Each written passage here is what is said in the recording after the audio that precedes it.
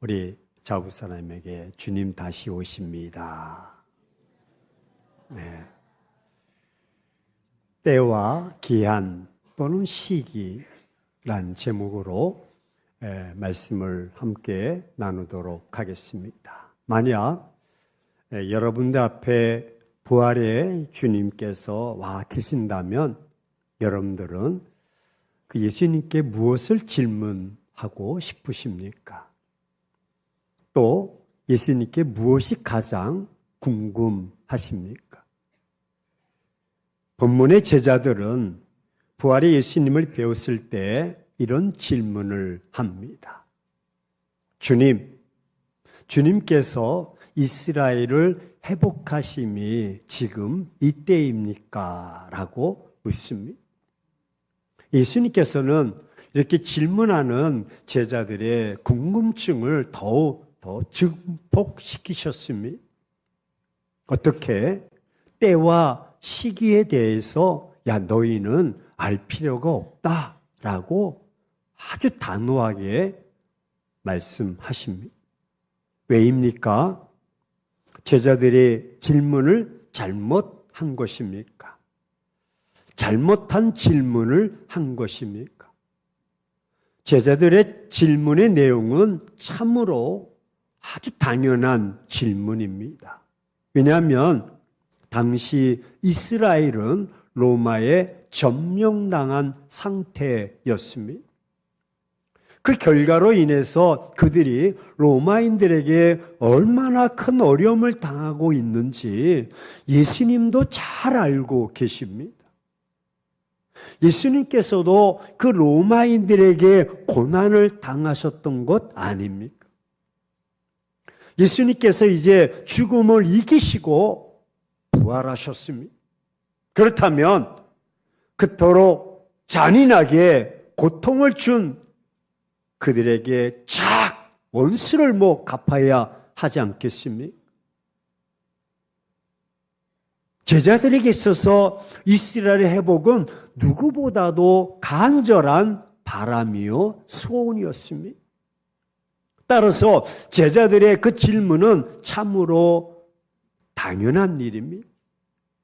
그런데 이런 상황과 형편을 누구보다도 잘 알고 계시는 예수님이십니다. 그런데 예수님께서 그들의 간절함에는 전혀 아랑곳하지 않으셨습니다. 오히려 제자들에게 단호하게 때와 시기는 아버지께서 자기의 권한에 두셨어. 너희가 알 바가 아니야 라고 말씀하십니다. 외면하십니다. 왜입니까? 예수님께서 왜 이렇게 대답을 하신 것입니까? 그것은 그들의 생각, 마음, 뜻이 예수님의 생각과 마음과 뜻과는 다르기 때문입니다. 제자들의 간절한 소망 가운데 이런 욕구가 있었습니다. 예수님께서 고난을 당하시기 전에 많은 사람들 앞에서 이적을 행하시고 기적을 행하셨습니다. 병 고침의 역사, 죽은 자가 살아나는 역사. 하지만 그때 제자들은 달리 생각하고 있었습니다. 그런 현상들을 바라보면서 그들은 예수님께서 메시아로서 마침내 이스라엘을 회복하실 때에 드디어 때가 됐다. 내가 한 자리씩 차지하리라 라고 생각합니다. 자신들은 그 예수님으로 인해서 정치적인, 사회적인 한 자리씩 기대했던 것입니다. 그러자 예수님께서 십자가상에서 죽으심으로 그들의 꿈은 산산조각되고 말았고 뿔뿔이 다 흩어져 버렸습니다. 그런데 죽으신 줄만 알았던 예수님께서 말씀대로 다시 부활하신 것입니다.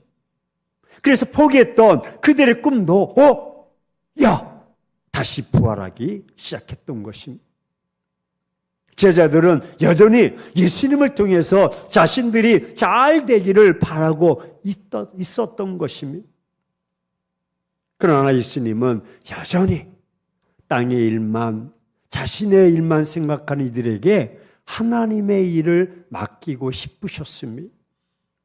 이런 연약한 모습을 가진 제자들임에도 불구하고 하늘의 신령한 일, 하나님의 일을 맡기고 싶으셨던 것입니다. 그래서 먼저 그들의 생각이 더 나아가지 못하도록 야! 쓸데없는 생각하지 마. 단호하게 끊어내신 것입니다. 부활의 예수님의 생각을 모르는 제자들은 예수님의 대답에 아마 당황했을 것입니다. 이건 또 뭔 말씀이지? 다시 부활하셨는데 뭐야? 하지만 예수님은 바로 그들에게 답을 주셨습니다. 부활의 주 예수님의 생각, 마음과 뜻은 이렇습니다.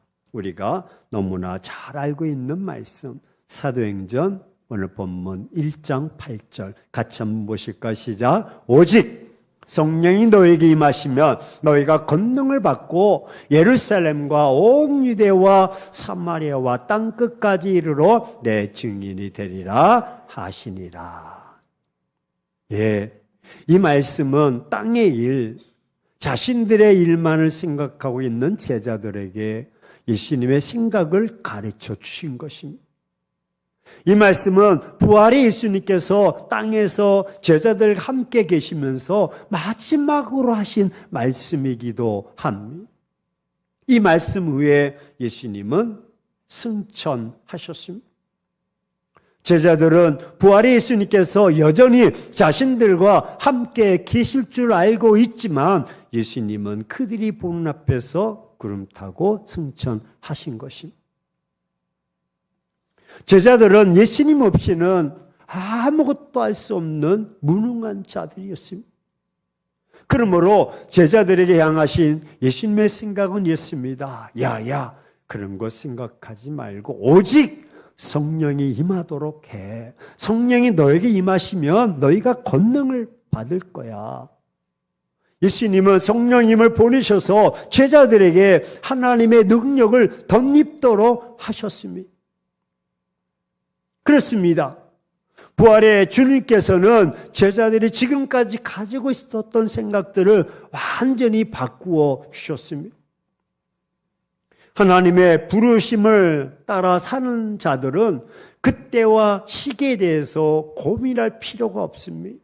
왜? 그때와 그 시기는 오직 하나님께서 정하시고 성취하시기 때문입니다. 그건 내 권한이 아니고 하나님의 주권이요 권한입니다. 이것이 얼마나 복인지 모릅니다. 하나님은 전혀 실수가 없으시고 완벽하신 분이기 때문에 우리가 신뢰하는 것입니다. 무조건 하나님께 맡겨드리면 되는 것입니다. 아니, 맡겨드리면 드릴수록 예수님께서는 맡긴 자를 통해서 생활을 통해 산 증인이 되도록 책임져 주시는 것입니다. 따라서 주님의 재림을 중심으로 한 하나님의 종말 섭리는 우리 신앙에 매우 중요한 진리입니다.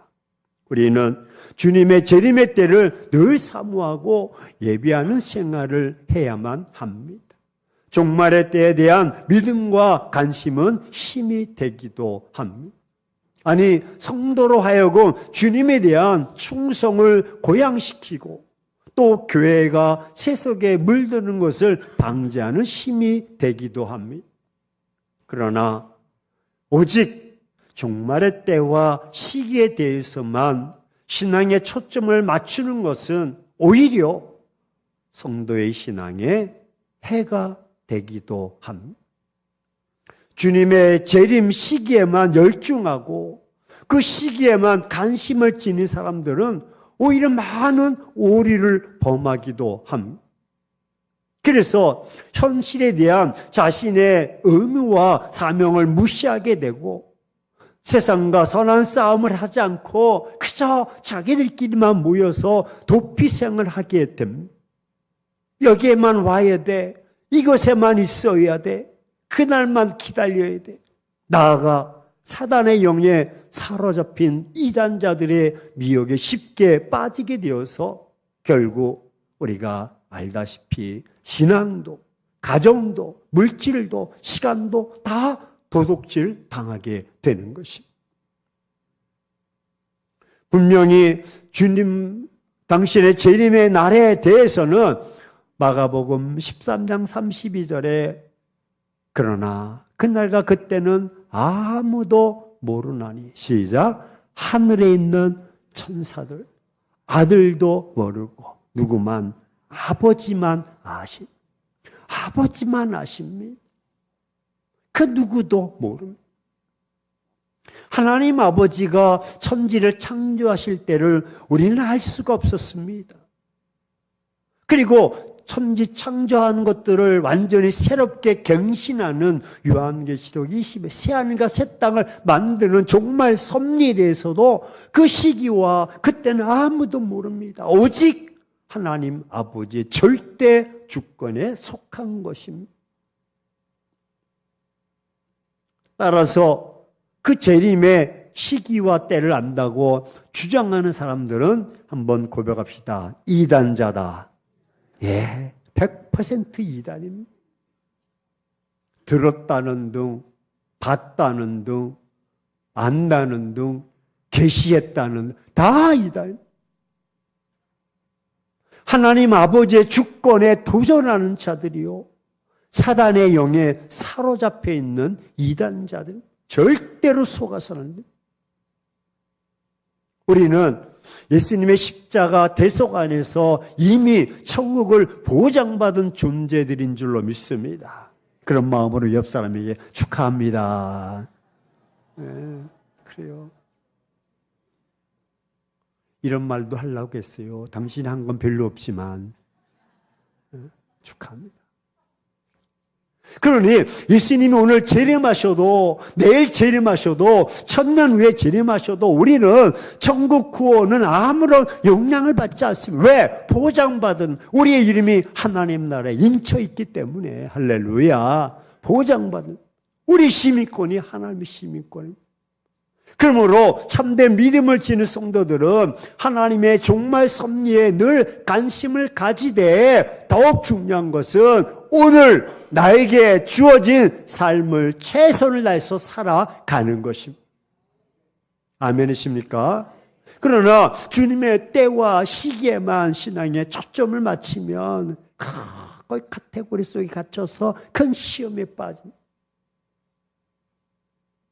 오늘 자기에게 주어진 사명을 무시하는 성도들은 사단의 큰 시험에 빠진 것이라는 사실을 알아야 됩니다. 직장도, 학교도, 가정도 다 팽개쳐버립니다. 왜? 그날이 곧 내일 모레인데. 그래서 벵겔이라는 신학자는 종말의 때는 멀지만 가깝기도 하다. 그러므로 우리 성도들은 그 시간 거리가 멀고 가까움에 상관없이 그저 오늘 근면히 주님을 섬길 뿐이다 라고 정의해 주고 있습니다. 그렇습니다. 주님의 재림의 시기와 때는 우리에게 중요한 것이 아닙니다. 2000년 동안 이 문제가 끊임없이 반복되고 그때마다 많은 성도들이 유혹에 빠져서 어려움을 당하고 신앙도 다 잊어버리고 그 재림의 때에 어떤 모습으로 우리가 주님 앞에 나아가느냐가 중요한 문제인 것입니다. 오늘 내게 주신 직분과 사명에 최선을 다하는 성도가 만나게 될 것이고 장차 주님의 재림의 때에 기쁨과 담대함으로 주님을 만나게 되는 것입니다. 부디 여러분 모든 때와 시기는 하나님께 있음을 인정합시다. 그러나 오직 한 가지 분명한 것은 내게 주어진 그 환경으로 인해서 나는 반드시 성령님의 그 능력을 더 입게 될 것을 기억하시길 바랍니다. 왜? 성령의 능력을 덧입는 사람이 되어야 됩니다. 우리는 생활 속에서 부활의 주 우리 구주 예수님을 살아계신 하나님으로 증거할 수 있는 증인의 삶을 살아야 됩니다. 우리는 모두 예수님의 증인으로 살기 위해서 존재하는 예수님의 사랑의 생명체들인 것입니다. 사랑하는 행복한 교회 성도 여러분, 하나님의 때와 시기는 종말의 때만 있는 것이 아닙니다. 하나님의 때와 시기는 우리의 삶의 기도 속에도 임하고 있습니다. 적용되며 실천되어야 합니다. 그렇다면 한번 생각해 보십시오. 여러분들은 요즘 예수님께 무엇을 질문하고 싶으십니까? 제자들처럼 예수님께 이런 질문하고 있지는 않습니까? 주님, 어느 때까지 내가 이 기도 제목, 이 문제 기다려야 됩니까? 언제까지입니까? 왜 아직까지 임하지 않습니까? 왜 아직까지 응답이 없습니까? 왜 아직까지 축복이 없습니까? 얼마큼 더 기다려야 됩니까? 혹시 이런 질문을 날마다 되풀이하고 있지는 않는가 말입니다. 이렇게 질문하는 사람들 향해서 예수님은 침묵하십니다. 그 침묵하는 예수님 때문에 어떤 이들은 신앙생활에 역동성이 없고 고통스러움, 내가 이렇게 믿음 생활하고 내가 기도 생활하고 헌신 생활하고 애쓰고 그랬는데 왜 하나님은 나에게 응답이 없는가? 축복이 없는가? 그래서 원망하고 불평하고 좌절하고 낙심하고 어려움이 빠져 실족하게 됩니다. 교회 나가기 싫다고 그러고 나가도 뭐 별 다를 거 없다 그러고 더 나가서는 주님과 함께 해야 할 생명의 길에서 힘없이 미련 없이 떨어져 나가기도 함. 이번 주 신방하는데 우리 간사님이 목사님 안무계 집사님이 요즘 교회에 나오기 싫답니다. 왜? 아유, 뭐 그자그나 아유.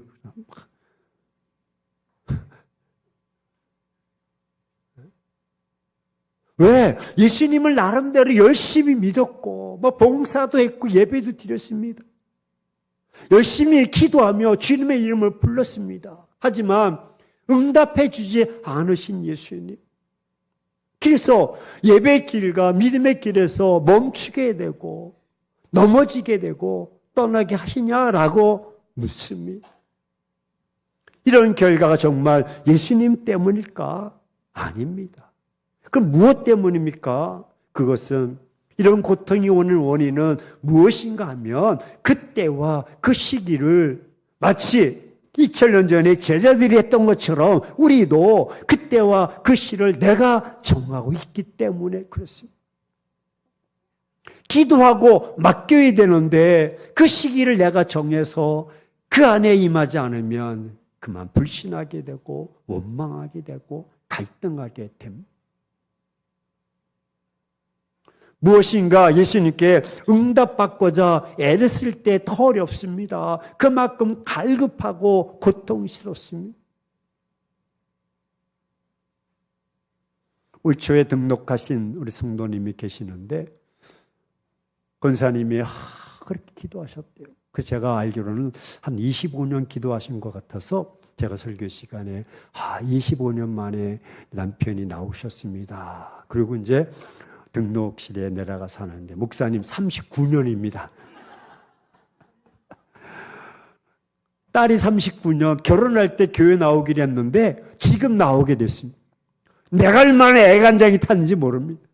예, 그렇죠. 빨리 응답이 없어요. 얼마나 마음이 그랬겠습니까? 갈급하고 막 고통스럽고. 근데 39년 걸렸어요. 그 고난의 환경은 분명합니다. 하지만 그 환경을 바꿔주는 답은 하나님께로부터 오지 않는 거예요. 계속 10년, 20년. 하나님께서 정하시고 그 뜻을 따라 이루어지는 것임에도 불구하고 우리는 내가 뜻을 정하고 시기를 정합니다. 때를 정합니다. 시간을 내가 그 시간에 이루어지지 않는다고 막 떼쓰고 뭐 불평하고 심지어 삐지고 외면하고 절망하는 것이 문제라는 거예요. 제자들에게만 있는 것이 아닙니다. 근데 이런 질문에 주님은 야, 너 지금 틀렸어. 너 삐진 거 틀렸어. 라고. 그때와 시기는 너희가 간섭할 일이 아니야 라고 말씀합니다. 삶의 환경이 너무 고통스러워서 하루라도 빨리 해결되어져야 한다는 요구는 당연한 것입니다. 왜? 자녀이기 때문에. 그 요구가 잘못되었다는 것은 결코 아닙니다. 그럼에도 불구하고 내가 아무리 조급해도 응답하실 하나님의 뜻과 다르다면 큰 고통일 것입니다. 인간의 요구가 하나 되지 않는다면 그 환경이 내게 더 큰 고통이 되는 것을 어떻게 합니까? 그렇다면 어려운 환경을 어떻게 감당하는 것이 바른 태도인가? 하나님께서는 의미 없이 고통받는 것을 절대로 허락하지는 않으십니다. 그 환경은 분명히 성령의 능력을 덧입도록 하시려고 허락하신 환경인 것입니다. 고난의 환경에서 하나님의 뜻이 무엇인지를 먼저 우리가 질문해야 됩니다. 정말 내 문제를 해결해 주시는 분이 하나님이심을 진심으로 믿는다면 먼저 조용하게 그 문제를 가지고 요청하는 것이 옳습니다. 고통스러운 환경일지라도 그 속에서 하나님의 뜻이 이루어지기를 먼저 요청하는 것이 옳습니다. 주님, 내 환경은 이런데, 내 삶은 이런데 주님은 어떠하신지요? 원망, 불평, 삐짐이 아니라 먼저 그 시기와 때를 묻는 것입니다.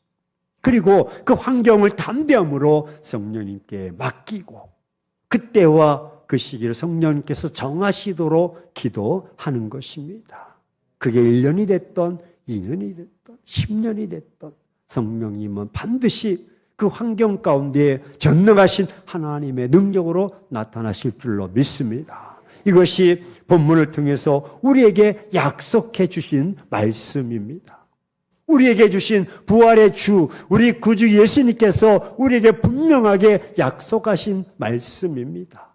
오늘부터 우리는 내게 주어진 환경에 대해서 예수님께 무슨 질문하고 있는지 자신을 한번 살펴보시고 원망은 좌절, 불평하는 것이 아니라 주어진 환경을 통해서 하나님의 뜻을 찾고 있는 여러분의 모습이 보인다면 믿으십시오.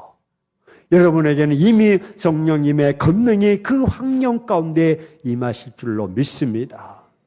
여러분에게 곧 그 환경을 통해서 하나님의 영광을 만나게 될 것입니다. 만약 아직도 주어진 환경으로 인해서 여전히 불편한 마음이 있다면 집중하셔야 됩니다. 환경이 바뀌어지는 문제 앞에서 내 생각, 내 마음이 주님 앞에서 바뀌어진 일에 먼저 집중하셔야 됩니다. 그 환경을 대하는 나의 태도가 바뀌어질 때에 마침내 변화가 나타나는 것입니다. 나의 환경 또한 내가 원하는 모습보다 더 좋은 환경으로 하나님 바뀌어 주실 줄로 믿습니다.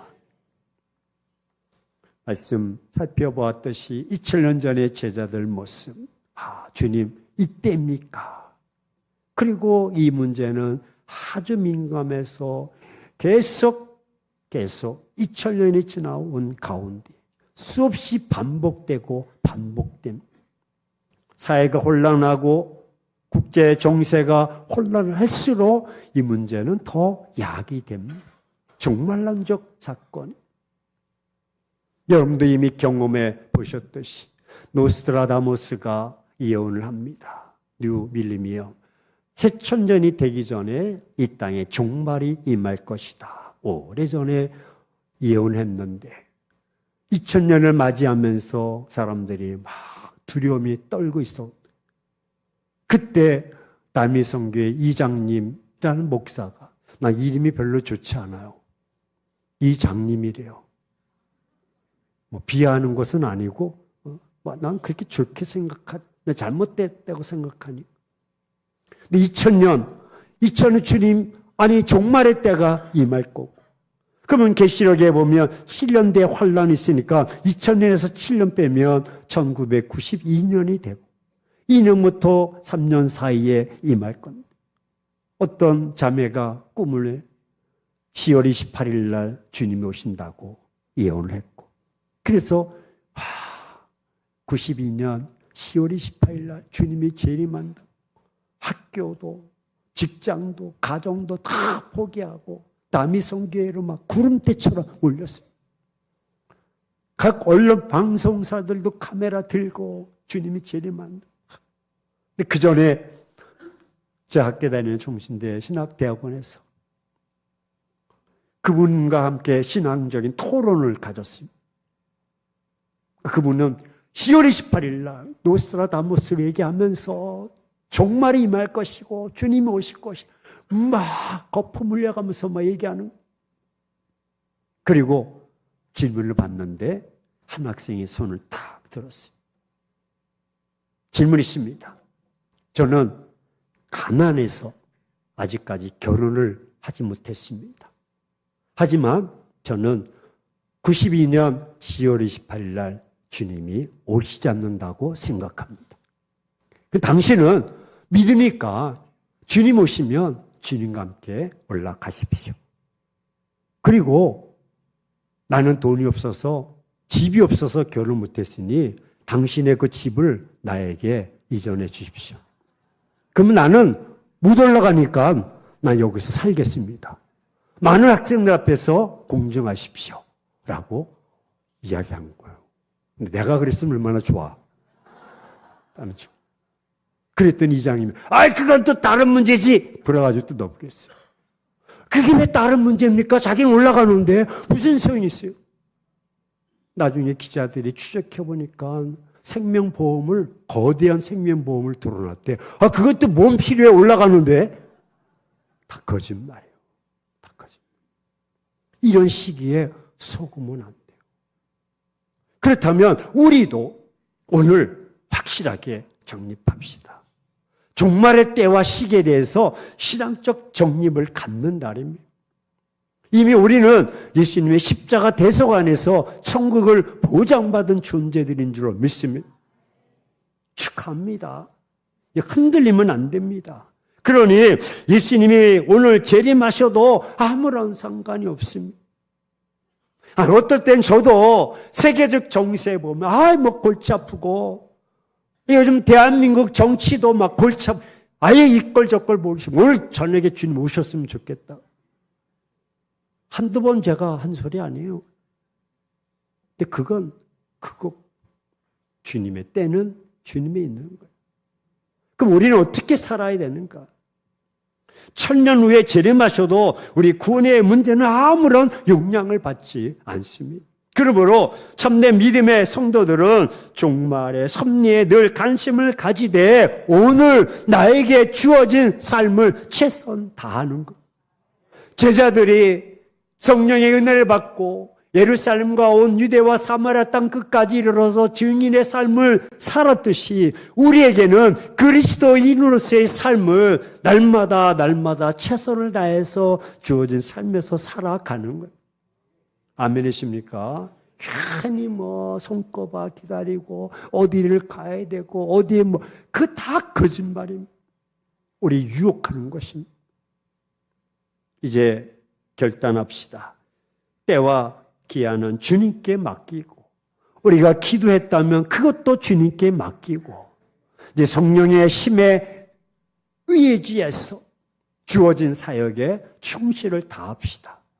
그래서 종말론적 신앙에서 이제는 삶의 중심의 신앙을 살아가야 됩니다. 그렇습니다. 그럼에도 불구하고 아직도 종말의 때와 시기에만 관심을 가지고 있다면 그건 잘못된 것입니다. 신앙적 복음의 삶을 게을리하고 있다면 그건 잘못된 것. 우리의 삶은 엉망이 되고 말 것입니다. 도리어 신앙생활에 독이 되고 해가 되는 것입니다. 하지만 종말의 시간, 거리가 멀고 가까움에 상관하지 않고 그건 주님께 내어 맡기고 제자들이 증인의 삶을 최선 다해서 목숨 다해서 살아갔듯이 저와 여러분들에게 주어진 삶의 현실, 상황, 가정, 교회 최선을 다해서 헌신하고 섬기며 나갈 때 하나님께서 시선이 우리에게 함께 하시고 성령의 놀라운 은혜로 마침내 승리하는 삶을 살게 될 줄로 믿습니다. 증인의 삶뿐만 아니라 그리스도인의 참된 삶을 살아가는 것입니다. 우리 옆 사람에게 인사합시다. 주님은 반드시 오십니다. 그리고 이렇게 이야기 한번 해보세요. 걱정하지 마이소. 최선을 다해서 오늘 살아갈 때 내일 종말이 온다 할지라도 오늘 난 사과나무를 심는다는 고백처럼 믿음의 삶을 살아가시고 좌로나 오로나 치우지 않기를 주의 이름으로 축원합니다.